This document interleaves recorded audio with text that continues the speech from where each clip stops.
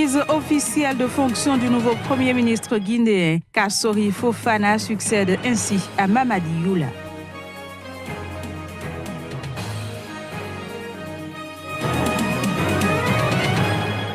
L'opposition comorienne s'indigne contre les actions du gouvernement. Elle dénonce un abus de pouvoir.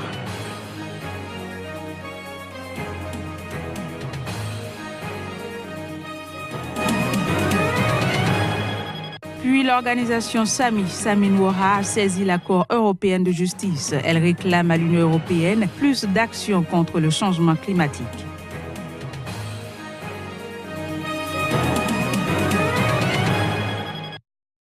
Merci de préférer Sika TV pour vous informer. Bienvenue à toutes et à tous. Je l'annonçais en titre, en Guinée, le nouveau Premier ministre a officiellement pris ses fonctions. Kassori Fofana a été nommé par le président Alpha Condé en début de semaine suite à la démission du gouvernement de Mamadi Youla. Reportage. C'est désormais à lui que revient la lourde charge de former le nouveau gouvernement guinéen. Ibrahim Kassori Fofana, économiste de formation, fut ministre en charge des investissements et des partenariats publics-privés dans le gouvernement sortant. C'est avec beaucoup d'émotion et de responsabilité que je continue de ressentir en moi les clameurs de joie des populations à travers tout le pays à l'annonce de ma nomination et de comprendre aussi les doutes de certains. Mais soyez rassurés, tous, que je m'engage à participer à construire une Guinée meilleure. Fofana remplace Mamadi Youla, qui avait présenté sa démission et celle de son gouvernement le 17 mai, 2 mois après la promesse du président Alpha Condé de procéder à un grand remaniement ministériel après une série de grèves et de manifestations, dont certaines meurtrières. Le nouveau Premier ministre guinéen était un adversaire tenace du président Alpha Condé, opposant historique en Guinée sous le régime du général Lassana Conté entre 1984 et 2008, dont il était très proche. C'est après l'élection d'Alpha Condé en 2010 que les deux hommes s'étaient rapprochés. Au Mali, 2 mouvements armés d'autodéfense viennent de voir le jour dans le centre du pays. L'un nommé Alliance pour le Salut au Sahel ASS déclare être un groupe armé pour protéger les populations peules. Et l'autre, Dan Na Amassagou, affirme que son objectif est la protection des civils d'Ogon. Voici les détails. 2 nouveaux groupes d'autodéfense ont vu le jour dans le centre malien. L'un a été créé sous le nom Alliance pour le Salut au Sahel et l'autre sous le nom d'Anna Amagassou. Si le premier groupe armé assure avoir pour but de protéger les populations peules, l'autre groupement, lui, affirme que son objectif est la protection des civils d'Ogon. Des 2 mouvements d'autodéfense, l'Alliance pour le Salut du Sahel est le plus récent. Ce groupe armé revendique quelques centaines de personnes. L'Alliance pour le Salut du Sahel, à peine créée, revendique cette semaine déjà 2 attaques de terrain contre des Dozo, les chasseurs traditionnels. L'une non loin de Donza, l'autre non loin de la localité de Koro. Le second groupe intitulé Danana Amagassou, en langue locale qui signifie les chasseurs qui se confient à Dieu, est un mouvement d'autodéfense d'Ogon, des chasseurs traditionnels. Le groupe a une aile militaire et une aile politique.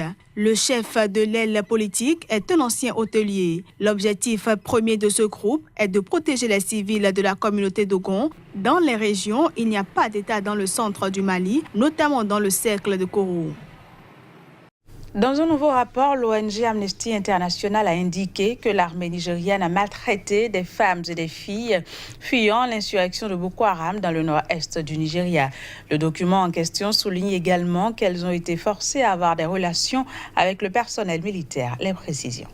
Basé sur plus de 250 entrevues réalisées entre 2016 et 2018, le nouveau rapport d'Amnesty International, intitulé « Ils nous ont trahis », indique que l'armée nigériane a maltraité des femmes et des filles fuyant l'insurrection de Boko Haram dans le nord-est du Nigeria. Le groupe de défense des droits de l'homme Amnesty affirme aussi dans ce rapport que les soldats ont séparé les femmes de leurs maris et les ont confinées dans des camps annexes, assez éloignés des principaux camps, où elles ont été victimes de viols et d'abus sexuels, et ce, parfois en échange de nourriture. Amnesty International souligne également que les femmes ont été forcées à avoir des relations avec le personnel militaire. L'ONG affirme que les militaires ont profité de la famine dans les camps pour s'attaquer aux victimes. Toujours selon elle, des femmes soupçonnées d'être membres de Boko Haram ont été détenues arbitrairement. Le groupe affirme également que la violence perpétrée pourrait constituer des crimes de guerre, mais un porte-parole militaire de l'armée nigériane a rejeté le rapport qualifiant les allégations de viol de fictives. Aux Comores, l'opposition s'indigne de bon nombre d'actions posées par le pouvoir en place. Elle dénonce un abus de pouvoir dont le but est de nuire à l'ex-président Ahmed Abdallah Sambi. Voici les images. De la suspension de la Cour constitutionnelle aux manifestations interdites en passant par le référendum, la vie politique comorienne est sous haute tension depuis plusieurs mois. Autre initiative du pouvoir, l'assignation à résidence de l'ex-président Ahmed Abdallah Sambi au pouvoir de 2006 à 2011. Depuis le 19 mai, l'ex-président est en résidence surveillée dans sa propriété proche de la capitale, Moroni. L'assignation à résidence de Sambi a été doublée de l'obligation pour toute personne désirant prêcher d'obtenir le consentement des oulémas de Moroni, une décision qualifiée par l'opposition d'abus de pouvoir.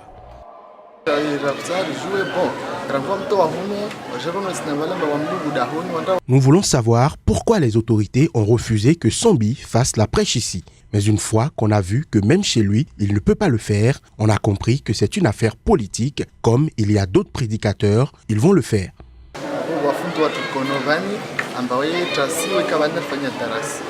La présidence a justifié sa décision par les nombreuses atteintes à l'ordre public causées par les agissements de l'ancien chef d'État, notamment des jets de pierre sur les forces de l'ordre, manifestations violentes, perturbations de cérémonies religieuses et le maintien du bon ordre social.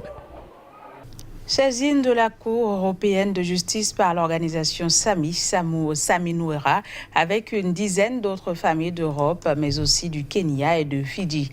Les plaignants réclament à l'Union européenne de faire plus contre le changement climatique. Les détails dans cet élément. La politique climatique de l'Union européenne est mise en cause. Les familles de 10 pays et l'ONG qui ont déposé plainte décrivent des impacts dramatiques du réchauffement sur leurs moyens de subsistance, agricoles ou touristiques. Qui sont les responsables du réchauffement? Qui doit payer pour les impacts? En effet, les dérèglements climatiques se faisant de plus en plus sentir, les victimes mettent en avant la notion de justice climatique. Ce concept se décline sous diverses formes, depuis les revendications de solidarité nord-sud jusqu'aux actions en justice. Sécheresse, incendie de forêt, extrême chaleur sont entre autres effets qui ont eu des retombées déplorables sur les victimes plaignantes. Les plaignants reconnaissent qu'il s'agit d'une affaire difficile. Mais pour être honnête, toutes les affaires au tribunal sont difficiles. Parce que si vous allez devant un tribunal, c'est parce que vous n'êtes pas d'accord. Si quelqu'un me demande quel est notre pourcentage de chance de 10, 20 ou 30% de gagner, je ne peux que dire que nous pouvons gagner. C'est tout ce qui m'intéresse en tant qu'avocat. Je représente des familles qui ont un vrai problème et qui n'ont pas le choix. Nous n'avons pas d'action climatique suffisante pour protéger le climat mondial. Donc, aussi les droits de ces familles, c'est ce qui est en jeu. Il s'agit de préciser que le changement climatique ne concerne plus la diplomatie, cela concerne la protection. Il faut dire que l'idée de justice climatique émerge au début des années 2000, portée par des mouvements citoyens qui dénoncent les inégalités entre populations du Nord et du Sud face aux effets du réchauffement mondial. Les ONG insistent sur le droit de tous, en particulier des plus vulnérables, à une planète en bonne santé. Les recours en justice se multiplient. Les plaignants visent souvent les gouvernements, mais aussi des entreprises. Beaucoup de plaintes réclament des actes et non des indemnités. Cette édition se poursuit. L'Institut pour les armes nucléaires nord-coréen a donné l'information jeudi. La Corée du Nord a complètement détruit le site souterrain de Punggye-ri, son seul et unique site d'essai nucléaire connu. Voici les précisions. Le site Punggye-ri a été le théâtre des 6 essais nucléaires menés par Pyongyang, dont le dernier en date a eu lieu en septembre. Ce test, le plus puissant à ce jour, aurait concerné une bombe à hydrogène. Des journalistes invités auraient entendu d'énormes détonations. L'Institut pour les armes nucléaires de la République populaire démocratique de Corée a en effet tenu une cérémonie pour le démantèlement complet du site d'essai nucléaire du Nord le 24 mai. L'objectif est d'assurer la transparence sur l'interruption des essais nucléaires. La Corée du Nord a présenté cet acte comme un geste de bonne volonté avant un sommet potentiel avec les États-Unis. Mais Donald Trump, qui a immédiatement annulé ce sommet très attendu avec le dirigeant nord-coréen Kim Jong-un, a mis en garde la Corée du Nord contre tout acte irresponsable. Le chef de l'ONU s'est dit profondément préoccupé par l'annulation du sommet et a appelé les deux parties à avoir des nerfs d'acier pour engager un dialogue. Le secrétaire général de l'ONU, Antonio Guterres, a regretté dans un communiqué que des experts internationaux n'aient pas été conviés au démantèlement du site d'essai nucléaire orchestré plus tôt par la Corée du Nord. La rencontre entre le président américain Donald Trump et le leader nord-coréen Kim Jong-un était prévue pour le 12 juin à Singapour pour des discussions devant permettre d'avancer sur un règlement de l'épineux dossier du nucléaire nord-coréen. Et pour finir, le parti au pouvoir en Espagne est dans de beaux draps. Il a été jeudi condamné pour enrichissement illégal dans un vaste procès pour corruption. Voici les précisions. 29 accusés, dont d'anciens cadres du Parti populaire, le PP au pouvoir, ont été condamnés à un total de 351 années de prison. Le PP du chef du gouvernement, Mariano Rajoy, a immédiatement réagi. À travers un communiqué, il a fait savoir qu'il ferait appel de la décision de l'audience nationale. En effet, le tribunal le condamne à rembourser 245 492 € pour participation à titre lucratif à un système tentaculaire de pots de vin en échange de contrats publics. Les deux principaux responsables du réseau, à savoir l'ancien trésorier du Parti populaire et l'entrepreneur Francisco Correa, ont été condamnés respectivement à 33 années et 4 mois de prison et 51 ans et 11 mois, notamment pour corruption, malversation et blanchiment d'argent. Ce méga-procès a duré d'octobre 2016 à novembre 2017.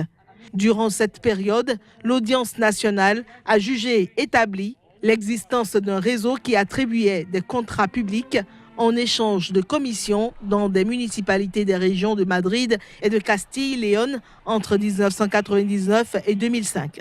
Ce qui a généré des bénéfices énormes au Parti populaire, consistant en un financement illégal d'activités de plusieurs meetings politiques. Mais ce n'est pas tout. L'audience nationale va plus loin dans son arrêt de 1700 pages et conclut également à l'existence d'une caisse noire au PP. Il s'agirait d'une structure financière et comptable parallèle à la comptabilité officielle, au moins depuis 1989. Voilà, c'est sur cette note de l'Espagne que prend fin ce journal. Merci de nous avoir suivis. Au revoir, à bientôt.